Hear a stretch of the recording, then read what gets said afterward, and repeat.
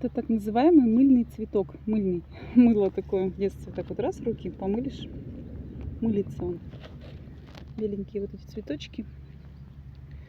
Пенящий эффект у них, мылящие свойства. Интересно так.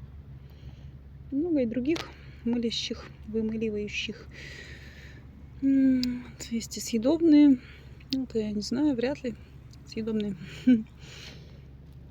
Есть вымыливающие такие растения. Крапива тоже вымыливает, мята там. Много. Это просто мыльцы. Раз руки с мыльцем помыл.